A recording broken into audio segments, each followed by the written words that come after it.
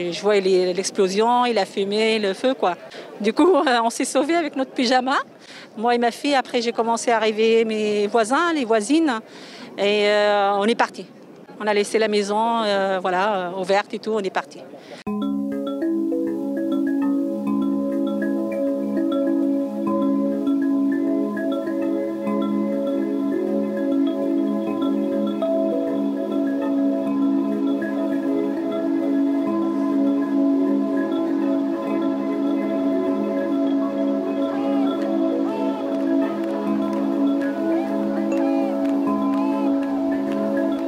On dormait et puis on a entendu les explosions et puis on s'est demandé ce qui s'était passé, quoi. Et le problème qui s'est passé, c'est que les sirènes n'ont pas été déclenchées. Comme vous le savez, le préfet a déclaré qu'il ne fallait pas faire peur aux gens. Alors je me demande vraiment à quoi servent les sirènes d'alarme, puisque l'accident aurait pu être beaucoup plus grave, quoi. Moi, je suis enseignante dans une commune à côté de Rouen, donc Oissel. Et donc, c'est vrai que quand j'ai entendu sur France Inter qu'il y avait une usine qui avait explosé pas loin de ma commune, je me suis tout de suite dit, est-ce que mon école va ouvrir? Donc, finalement, je me suis quand même rendue avec mes enfants à l'école. Et finalement, au bout d'une heure, l'Éducation nationale nous a demandé de nous confiner les élèves et les enseignants dans l'école. Moi, j'habite à 7 km d'ici. J'ai entendu des souffles dans la nuit. Et après, j'ai entendu les informations à la radio. Les informations, je veux dire, par voie officielle au niveau du département pour le côté collège sont arrivées 2 heures plus tard, 2 bonnes heures plus tard. Et en fait, officiellement, on n'a pas du tout été confinés. On nous a invités à limiter nos déplacements. Mais on ne nous a pas dit restez chez vous, fermez les volets, colmatez-vous. Moi, ma terrasse a été noircie de suie. Donc voilà, il est forcément tombé des choses dans notre secteur. Ce jour-là, j'étais réveillé. Il était 2h20 du matin à peu près, 2h20, 25.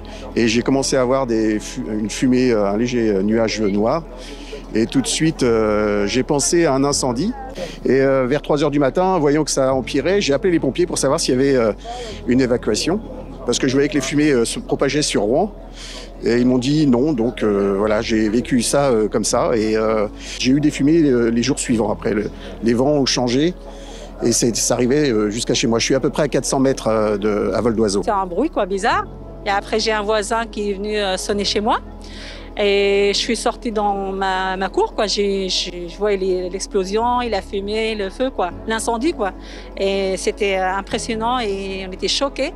Du coup, on s'est sauvés avec notre pyjama. Moi et ma fille, après, j'ai commencé à arriver mes voisins, les voisines, et on est parti. On a laissé la maison, ouverte et tout, on est parti.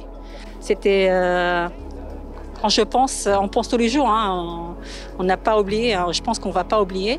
Et c'est choquant, c'est traumatisant. Moi, j'ai arrêté de sursauter à chaque fois que j'entends une sirène de pompiers, mais pendant 6 mois, dès qu'il y avait une sirène de pompiers, la question c'était qu'est-ce qu'on doit faire? Est-ce que c'est un exercice? Est-ce que c'est un test de sirène parce qu'ils implantent une nouvelle sirène? Est-ce qu'il faut qu'on se mette à l'abri? Est-ce que voilà?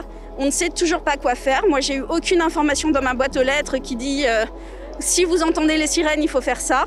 Je sais toujours pas.